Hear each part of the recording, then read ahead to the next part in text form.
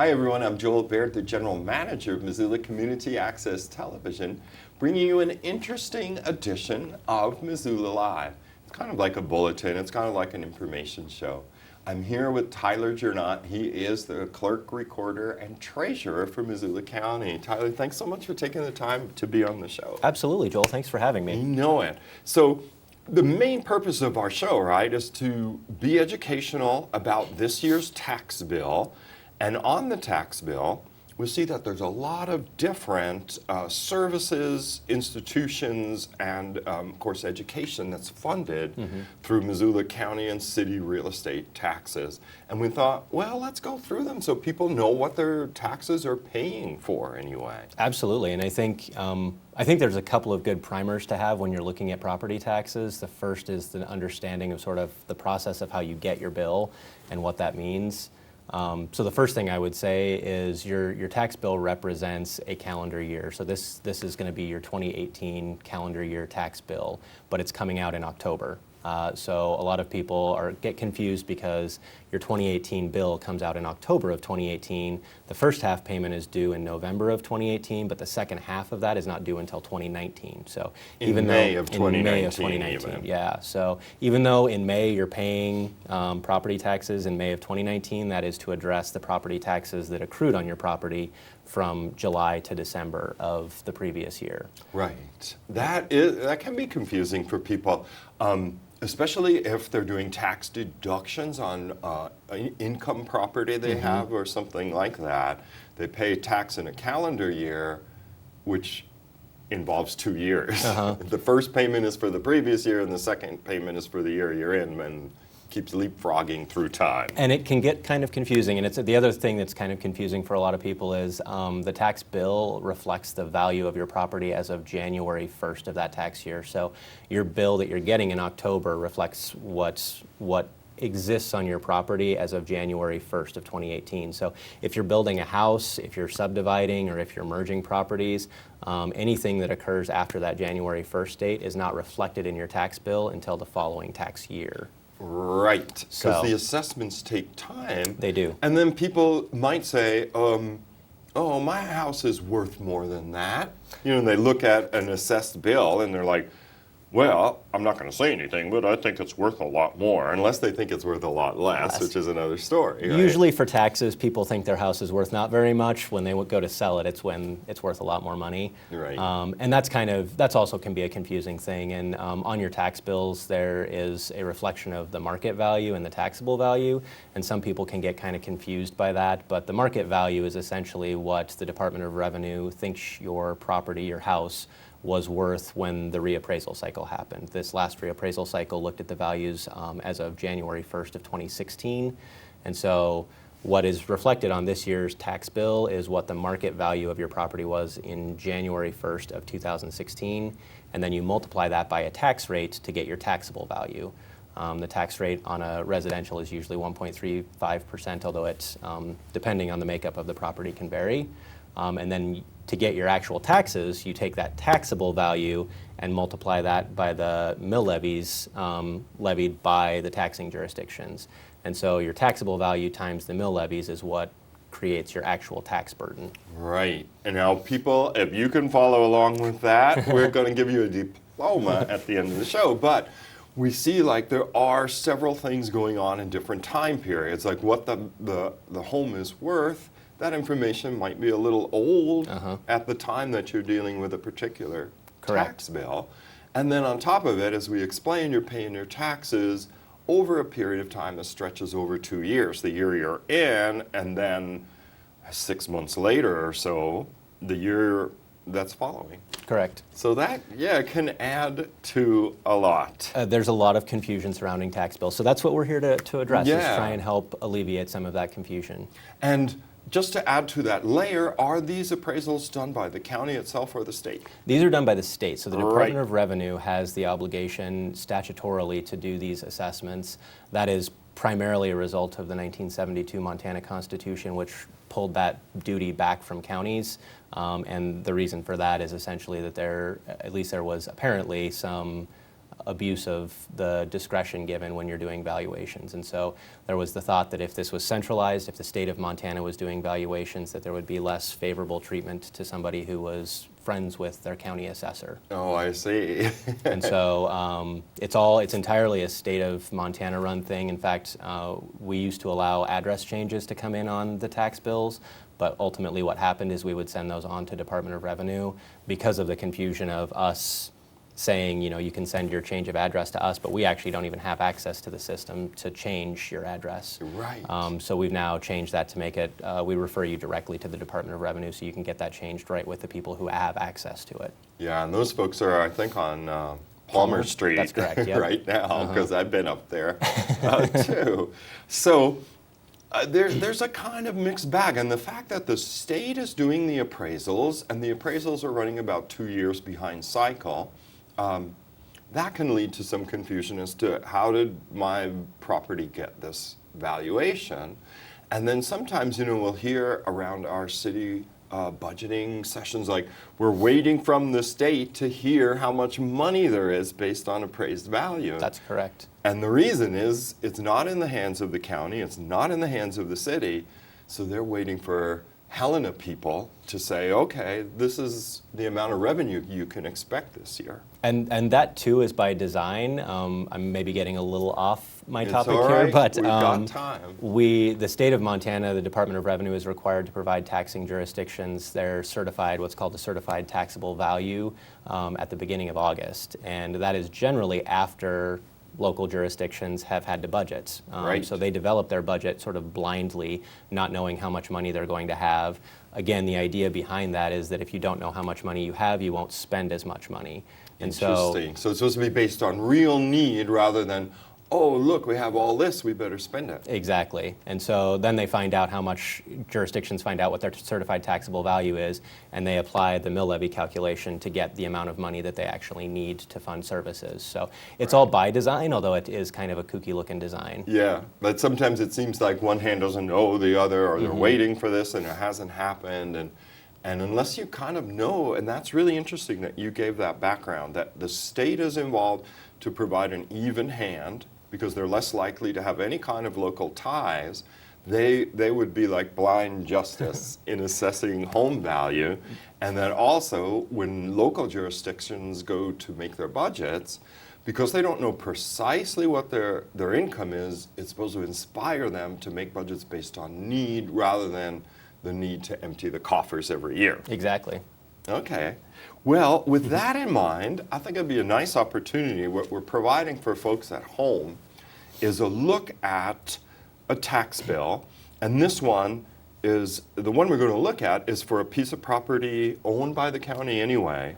And this one is owned by the city of Missoula. Owned by the city of Missoula. This is kind of confusing because generally speaking, non-taxable entities don't pay taxes on their property, but there are exceptions, and this is one of those exceptions. This is looking at the MRL park that the city is developing. And this is relatively new, the MRL Park. It's out by Johnson Street, and it's part of the Bitterroot Spur when you go out there. And the city acquired this property in 2017. And so there are still some leases that the city owns or that the city has on those properties, and so they pass that along. If the use is not taxable, or if the use is taxable, then they still get taxed. So this is, as you can see here, this is where you're going to find, these are the payment coupons that are going to be at the top of your bill. First half, second half. And then very often, of course, we should point out that if people are purchasing their home on a mortgage, and a lot of people are, if they're purchasing a home, if they don't already have a freehold and enjoying their golden years, these bills are paid by the bank directly to the county. So people, you get them at home, but it's not like you're supposed to necessarily write out a check. And of course, if people have, for instance, for many years, I had a piece of undeveloped land, and it wasn't, I was buying it privately, so I had to pay this bill, and there was always the business of cutting out that coupon, and then you think, don't forget about this 6 months from now. Exactly, and there is, we started a few years ago, and you can see right here on the tax bills, there's a website that we've set up where we will send you a reminder in May that you've got a tax payment coming up. It's a blanket reminder that goes to everybody. So even if you've paid your second half taxes already, you're still going to get this reminder, but it at least allows you something that gives you a little, kick in the pants to remind you that you need to pay that second half. And you brought up a good point. Your bank, if you have a mortgage on it, typically speaking, your bank will pay the taxes on it. Yeah. So if for some reason you forget that and both of you make payment, then the first payment that we receive in our office is the one that we apply towards taxes, and then the second payment we reject and send back. So one way or the other, you're going to get that money back. It's just a matter of if you were the first to pay, right. You're going to get it back through your escrow account, and if you're the second to pay, then we'll just send that check right back to you. So and it would be something really the first time home buyers like Scott who's going to become one, or people that are retired, and that's very interesting. That is a different discussion. But people who are on fixed income and looking at tax increases and so on, they really are scanning their bill because they're paying it directly. Their banks are no longer doing it for them. So exactly, and there's no piggy bank for some people, no, but it's probably more rare, I think. It's a good reminder too. If you've paid off your mortgage, then your escrow typically disappears, and so you're going to be responsible for these taxes as well. Right. So some people kind of forget that that's something that comes up. Yeah. So when we say escrow, dear viewer, what we mean is the bank is saving the money for you when you pay a mortgage. When you pay that mortgage completely, then you suddenly have to become the piggy bank, and you don't want to be shocked when you get a tax bill. Now, Tyler, I was a little surprised about the amount. Like, why did he choose, what for the average homeowner would be a large one, but I understand, we didn't want to pick out any person and pick apart their bill, whether it was mine or yours or soon to be Scott's. So this is a good compromise, and I think a lot of people at home would recognize most people in Missoula are not paying $15,000 in property tax per year. No, this is an exceptional. First of all, this is a commercial tax rate, so it's higher than a residential tax rate. Second of all, if you look at, you can look down at the very bottom here, on your tax bill. In the bottom right-hand corner here is what I was talking about with the market value and taxable value. And so because this is undeveloped land, the part of this that's being taxed is this $457,000. Of the real estate. So that's the value of just the land. And if you multiply the taxable rate times the market value, you get the taxable value. A $460,000 house is generally more than the median home in Missoula, but it's also commercial, and so its tax rate is much higher than a residential property. Right. So, and the purpose of our getting together really is not to discuss the rate. That's another story. That's for a legislative thing. At another time. It's not my job, and it's not Tyler's job either. So, what we wanted to do, I think, is go through it and see all the things that these taxes are paying for, just so people know. Exactly, and sometimes it can get confusing. So, like I said, the top half up here is your coupons. There's the first coupon, the second coupon. These have perforated edges, so you'll be able to tear those off. In the past, you've had to cut them off, so that was an improvement for this year. And then you get into the real meat of what you're looking at here, and this is the general tax detail. So it's going to be broken down into 4 categories. The first is the city, then the county, then you've got local schools over here, and then you've got special districts and state schools. The city generally only lists out the one generic. It's not just the general fund. There's also other elements that go into that, including the aquatics bond is getting paid off through that. County or city employee health insurance premiums are paid for out of this through a permissive medical levy. And then that's also the general fund. So this incorporates basically everything that goes to the city that is a levied fund. And by levied, I mean it is based just on your taxable value, is how they determine how much you owe. Then you go into the county. The county separates out a lot of things. Yeah. So, if you want to just go one by one, county aging services is the aging services. They receive some tax money. Public works bridges. That is essentially a fund that goes towards maintaining all of the county-maintained bridges in Missoula County, which are quite a few. And the county's 2,000 square miles plus, right? There's a ton of open space, and there's quite a few bridges. So this is really probably not enough to maintain them all. in the best shape, but we do what we can with what we have. So. Right. Capital improvements is, again, that's a fund that is used to fund capital improvements within the county, and that includes things like buildings, technology, things like that. And do departments, like in the city world, departments, participate in the CIP, the Capital Improvements Program, and to a degree it's competitive and need-based at the same time, Yep. where departments say, wow, we've had this piece of equipment, it's ancient, they make much better, newer, cheaper ones, and so on like that. Absolutely, and that is definitely part of what the Capital Improvements Fund goes towards. Community and Planning Services is to fund that department, which anybody who's done any kind of land work in Missoula, if you do a subdivision or anything like that, you go through Community and Planning Services. Right. There's really a whole lot more than that they do for the county. They're a pretty large department, but that goes to funding them. Because they also write grants like that one. Yep, CDBG. Community block development Yes. grants, and they're often huge, Yeah. hundreds of thousands of dollars, and they often go to very important, community, human need services. And so that's an important one. The Community Assistance Fund, it used to be for, half a century was called the Poor Fund. And that got changed in the legislature, so it's now called the Community Assistance Fund, but it goes towards helping a lot of the poor members of our community provide those social services.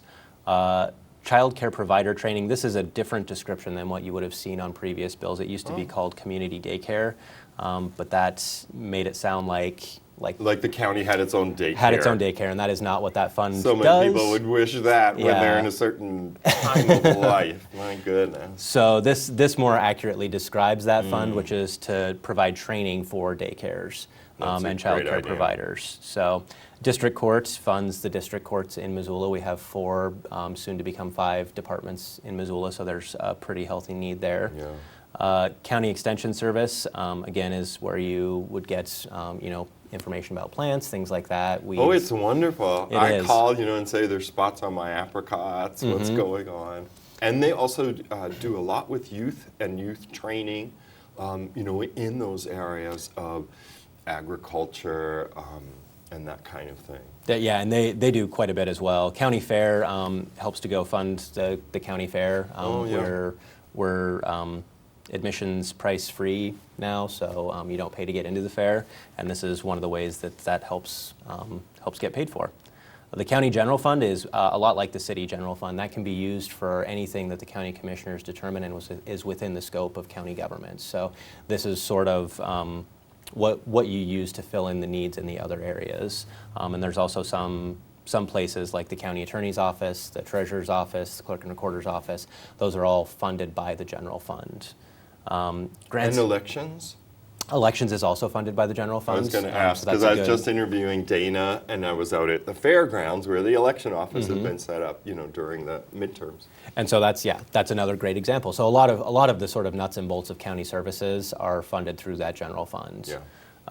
The grants and community services is, again, there's a grants department, and that goes to help backfill some of the needs that they have in that department. Yeah. County jail debt service. So we, back in the 90s, we funded. Was it then? The jail on Mullen. The detention center was built with this. This is a bond that exists for this will be on this year's tax bills and next year's tax bills, and then it will disappear because it has been paid off. So that is soon to come off.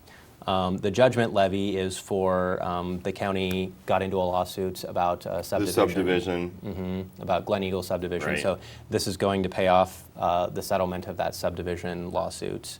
The county library, that is the general fund that goes towards funding the operations of the library. Yeah, So it's not the new one. Not the new Everyone's library. working, that levy had passed, and then everyone's working on fundraising, to make it the best building it can be. Exactly. So this is operation for the library. This is just the operations for the library, and then the library GO bonds, that stands for general obligation bonds. That's the voted in one right there. $47.18. So that goes to fund the building of the library. Yeah.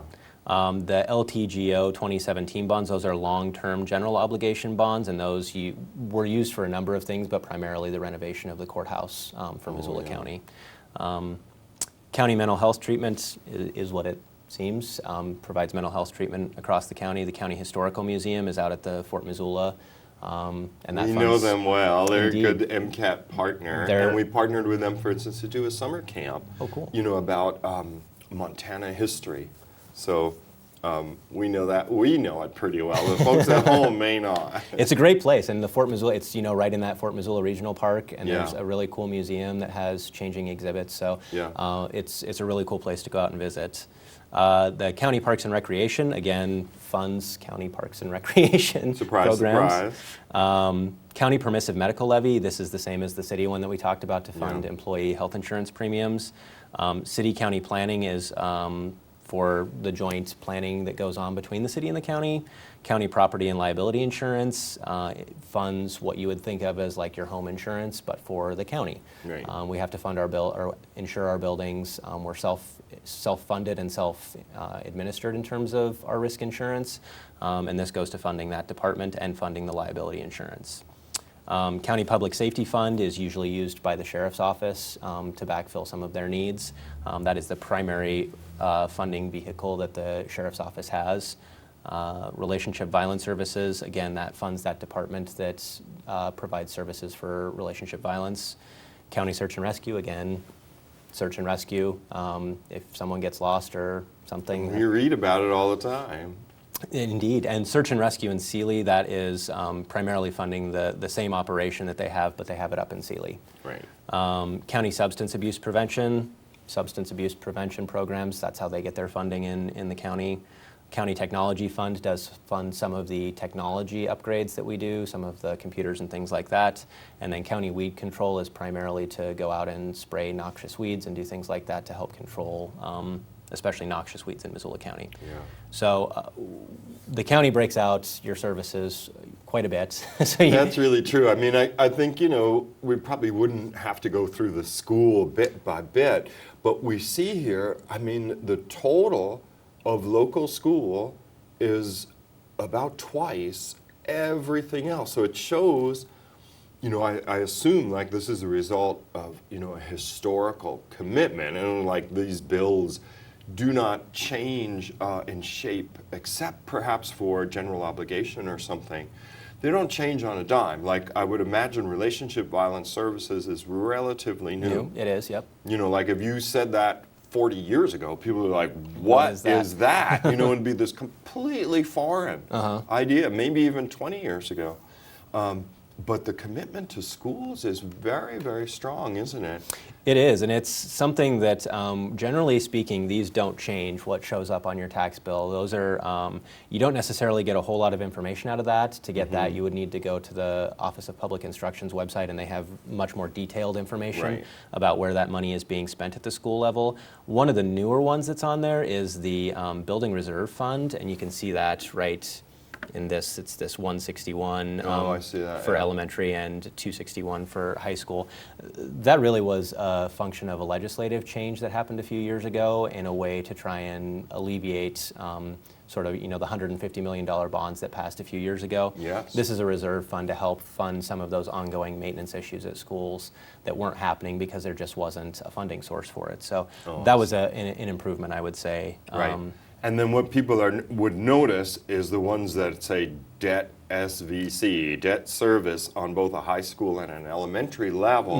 And is that the debt service on those multi-million-dollar bonds that passed a couple of years ago? That's primarily where they're located. But again, I would say schools have a very complex way of budgeting, and it's not as transparent on your tax bill as it is on their website. So I would say if you go to the Office of Public Instruction, you'll find a much more comprehensive, detailed breakdown of where your tax dollars are going by school district. Yeah. And so it's kind of hard. We at one point were going to try and pull out that debt service that was associated with those bonds, but it just gets so tricky with how they calculate out their mill levies that it would have been added really more impossible. Confusion. You mean to try to put it in a bill like this? It would have just been very difficult to actually put the correct amount in. So we just encourage everybody to go to the OPI website to find that information. Okay. And something that's interesting people may not think about is the state school.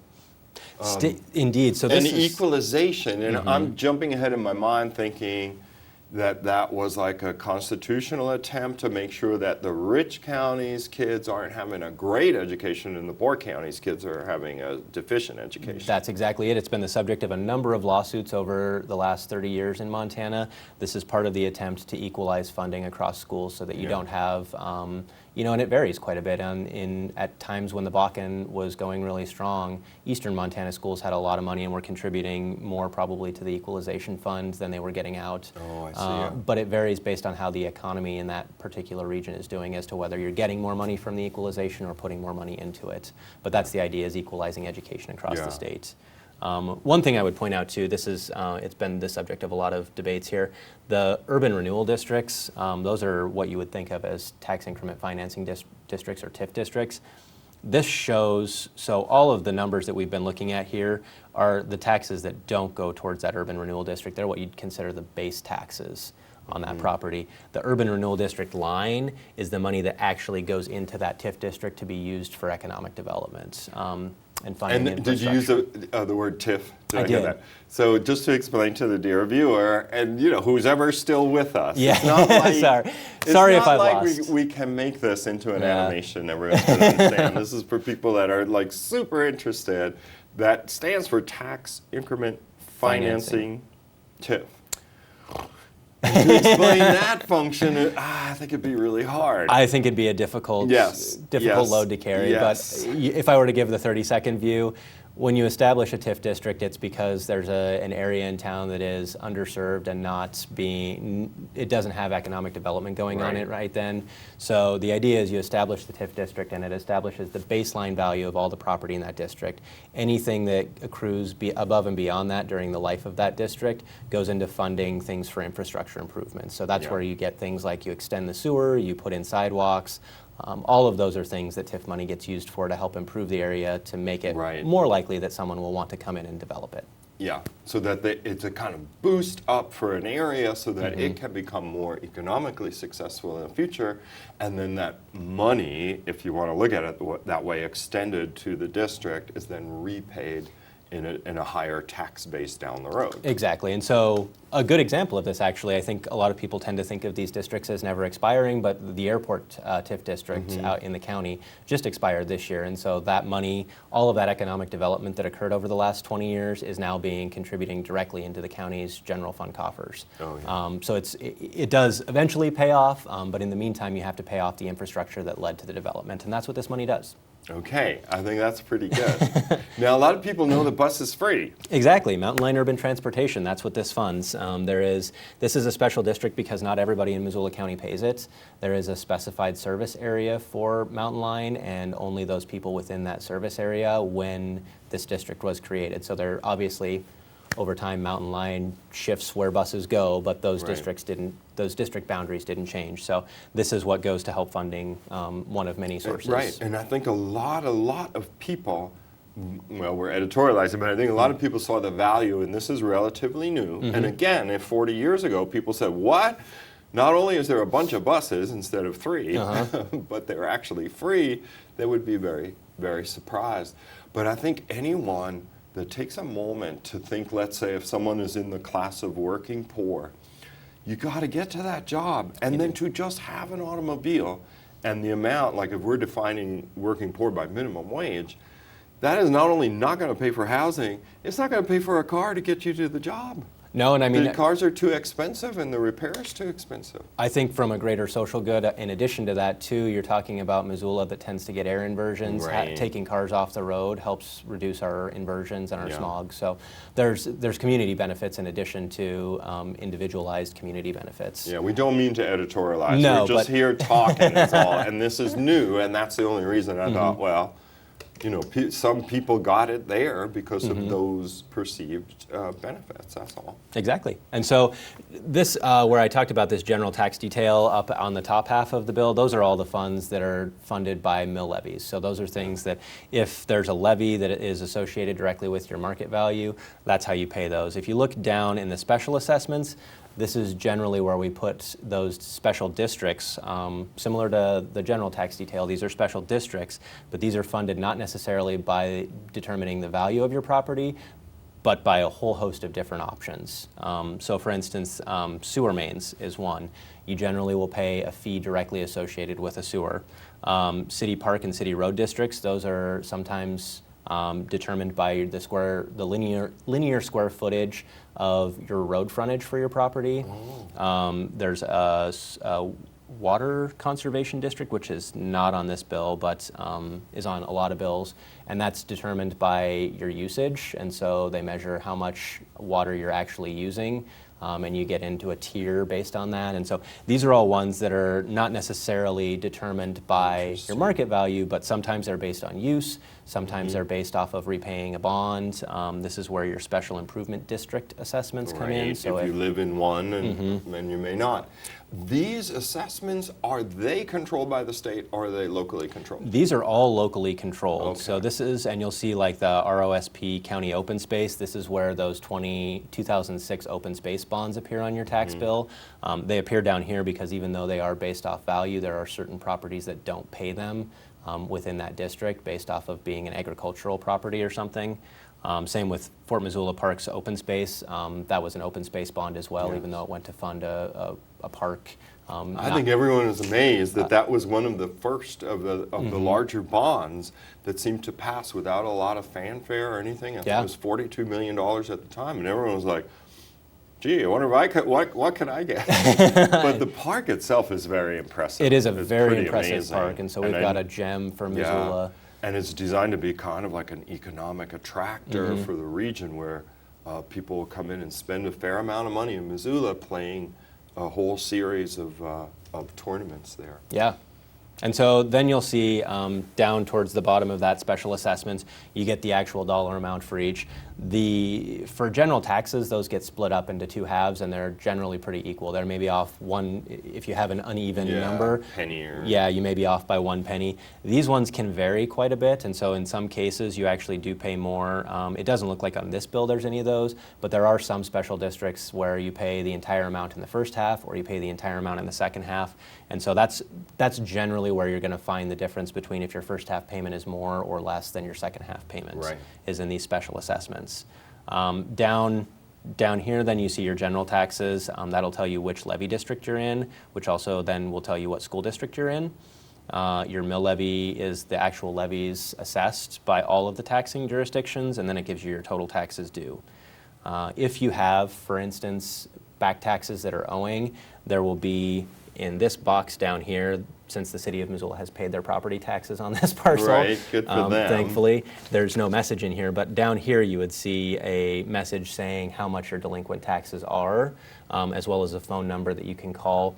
Those are calculated through the payment date for the first half payment. So if there's interest owing, if you make that payment before November 30th, then you're fine. If you make it after November 30th, you'd need to call our office to get an updated payment amount.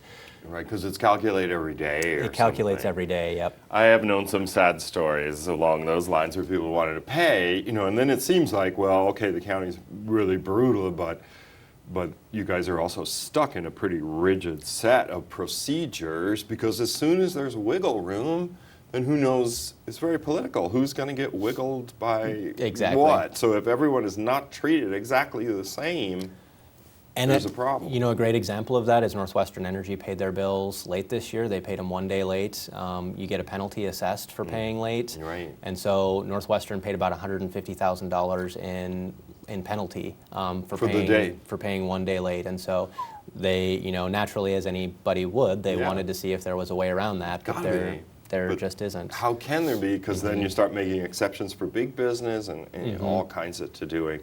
I mean, it's probably a good thing for people to remember. A lot of people don't want to pay their taxes, so the people paying by hand, anyone that spent time in the courthouse around these dates, November 30th, May 31st, or whatever, there's a certain heat in the air. There's something going on, you know. There is, and it's particularly bad afterwards because some people will come in and want to pay, December 1st. And Right. of course, by that point, penalty There's is a little, assessed. it's changed, and they've written a check and all kinds of, I've witnessed some tragedies, but you guys have probably had it all. We you get know. quite a bit. We do accept the postmark date. There is an Attorney General's opinion that says we can accept the postmark date. So if you come in and for some reason you don't want to sit in our office to make your tax payment on the 30th, as long as you get it in the mail and it's postmarked as of November 30th, we're going to honor that postmark Oh, date. see, that is probably good for people to know.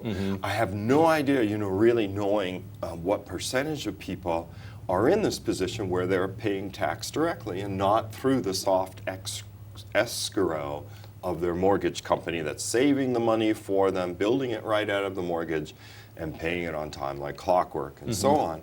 And I think we didn't mention it in the program, but before we started recording this show, I was saying that a lot of people who are renting, and I assume their numbers are going to grow in Missoula given the price of housing and the number of rental units we see being built. If you're a renter, you guys never see this bill. It's something your land people, lord and ladies, are dealing with. So I thought, it'd be nice for people who are paying rent. And, often, at least when I was younger and renting, the landlords would say, well, they keep raising the taxes. Sorry, young fella, but you got to pay $15 more a month or whatever.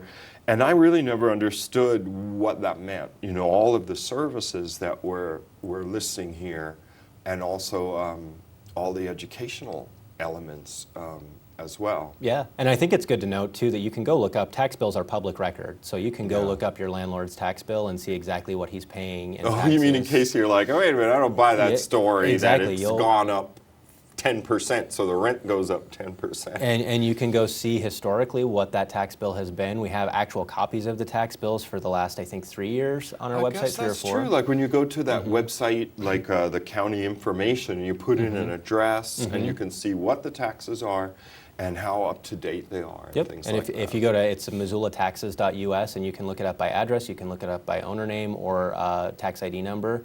And so there's lots of different ways. You can also go to missoulaproperty.us, and that's a map. So you can actually then go on the map and visually find your property and then click on that, and there's a tax button on that that'll bring you to the same place. So oh, interesting. there's a lot of different ways to find it. Yeah. It's not necessarily the most intuitive, but once you get there, if you play around with it for a while, you can usually find a tax bill pretty quickly. Yeah, and a tax bill is a really interesting reflection on local democracy in action. I think, on a federal level, people get very confused. I mean, look how confusing our story is just for Missoula It's County. hard, yeah. But when things happen and people go to the polls and say, all right, let's have a new library building or let's have an expanded park, boom, you're going to feel it in the pocketbook eventually. And this is the system. Some people will say, they keep raising this tax and it's really bad, and they have very good arguments for that.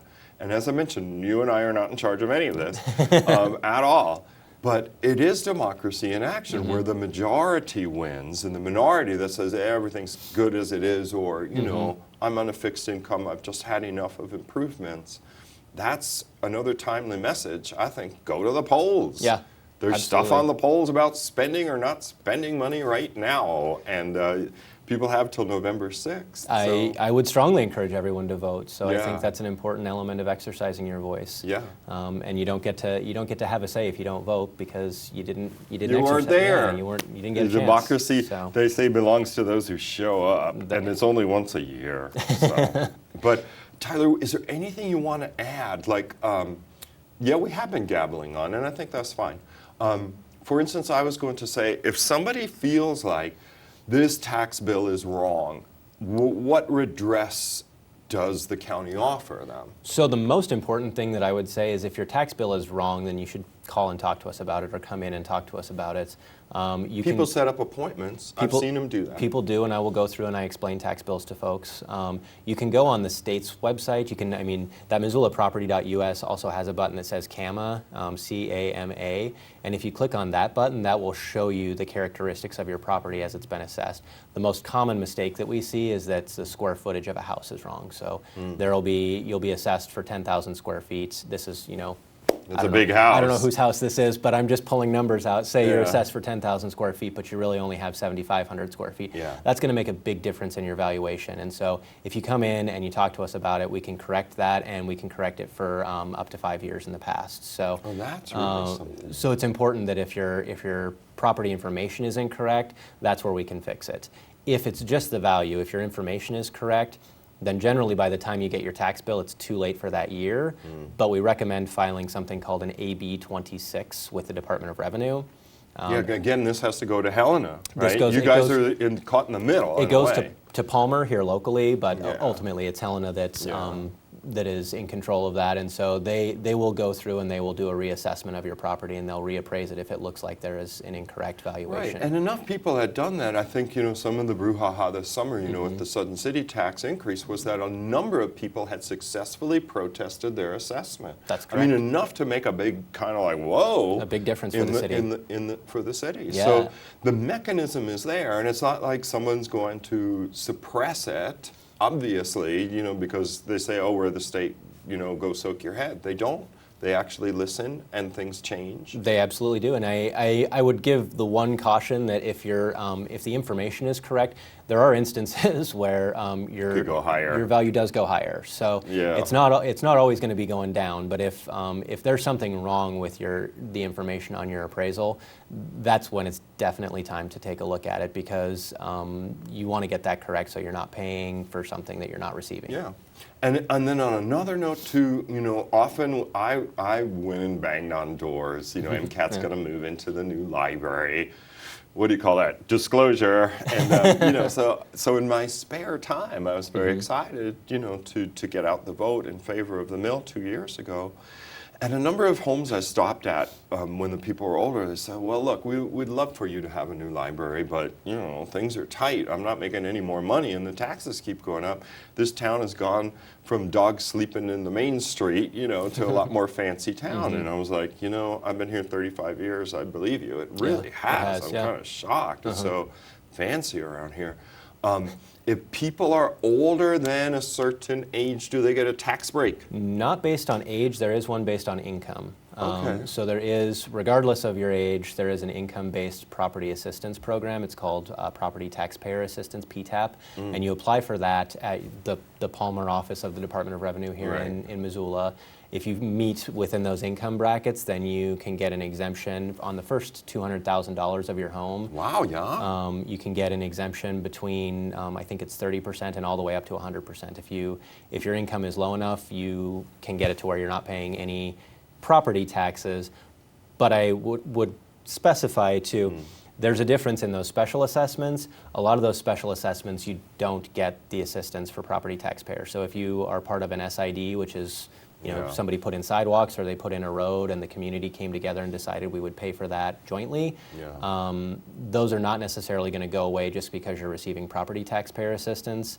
And so you'll still get that bill and you'll still have to pay it. Gotcha. Because only that which is controlled by the state, they can say, okay, this is under our control, but because the SIDs or the other special assessments are locally generated, the state has no control over it.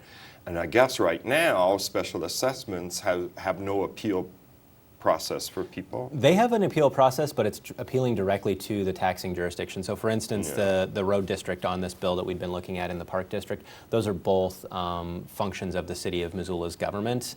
And so you would appeal that to the city of Missoula. But there are numerous instances where, for instance, forest fire protection is run through the DNRC, and so you would appeal that to them. Wow, it's the jurisdiction that implements the fee that is responsible for determining whether or not you're eligible for relief, or whether there was a mistake that caused you to pay something you shouldn't have. Yeah. Are there outfits that do this service for people? Like in my mother's neighborhood, which is on Long Island, the taxes they're 6 times the amount they are here. Oh, yeah. But some people use like a service that looks at your tax bill and does the runaround. I don't know if there is such a thing. I'm not, to be honest with you, that generally is what our office does. Right, so you guys are doing it. It Yeah. hasn't commercialized yet. No. You're looking at the tax bill, looking at the people's plight and say, wow, okay, well, if your income's only this, or have you tried this, or go here and do that. So you're offering that kind of concrete advice for tax relief. We do, and we do that quite frequently. In addition to that, there's a section on the tax bill too where it'll show if you have a tax lien on your property. Those in the state of Montana, those get sold to third parties most of the Yes. time, and so if you haven't paid your taxes 3 years after that lien is sold, or the lien was initially placed on the property, I should say, then you can lose your property. We've never, in the time that I've been the treasurer, we've made a really concerted effort to contact homeowners to make sure that somebody who is living in a residence is not going to lose their home for unpaid property taxes. And there's a number of charities we can help connect people to. There's some individuals that just will help that we know, and so we'll help connect people. We've never in my time lost an occupied residence. Yeah. Wasn't there like a trailer park and somebody paid all of the tax or something? That's happened. There was a GoFundMe campaign this last cycle. Yeah. So those are mobile home taxes. Those are going Yeah. to be different than what we've been looking at here with real estate taxes. But so those are a different story. But you have But I remember reading in the process, paper yeah. like somebody stepped in and paid the whole bill or something. that happened in 2014, and that particular individual, that's not something that's ongoing for sure. Right. But there are people who will step in and pay mobile home taxes that we are aware of, and we can reach out to them and see if they'd be willing to help. Yeah. They generally don't like their names to be known Yeah. publicly because they don't want to get all inundated with requests. Yeah, but, sure. If you really That's pretty truly are wild, though. I struggling- kind of like that. That It's- sounds so neighborly, It's right? it's such a Missoula thing. Yeah. Generally speaking, we really do look out for each other here, and that's just another example of community members helping other community members without any expectation of anything in return. Yeah. Well, anything you want to add? I know like for the 2 people that are left, you're going to get a gold star for staying with us and learning, something about the world of taxes. The only thing I would maybe add is the back of the tax bill this year. I don't know if I can actually get to it, but the back of the tax bill has that formula for how you get from market value to taxable value to taxes assessed. Oh, good. It also has a breakdown of the percentage of a general tax bill I should say a typical tax bill in the city of Missoula and a typical tax bill in the county of Missoula. For what percentage of your money goes where. And so, again, in the city of Missoula, it's generally about 26% of the taxes go towards the city. It's somewhere around 19% goes to the county, and somewhere in the neighborhood of 38 or 39% goes to local schools. Right. And so we put that on the tax bill, on the back of the tax bill this year, so people could actually see where their tax dollars are going by jurisdiction as well. Oh, see, that's good. I mean, I know often people say, well, in terms of taxes, it's public safety, police, fire and roads, and it's education and parks. And then everything else, and you see it on the bill, I think, just from looking over your shoulder in this time, that is the case, but there are amenity or, bonds that create amenities and so on. For sure. And the things that are funded by tax dollars are pretty substantial. Yeah. So it's really amazing to think how much you pay in taxes for what you get back, because it is quite a bit. Yeah, and we can't editorialize people. I've just found, too, that many hands do make light work. If you're doing something yourself, all right, good luck to you, but it just seems harder. Well, Tyler, thank you so much for taking the time. Thank you, Joel. I appreciate it. Yeah, it's great to be here. And thank you, dear viewer, for taking the time. Once again, we've been visiting with Tyler Gernant. He is the clerk and recorder and treasurer for Missoula County, and he came by today to just detail the county tax bill, that is also the city tax bill, that all of us are going to enjoy seeing at some time in our lives. So for MCAT, I'm Joel Baird. Thanks for watching.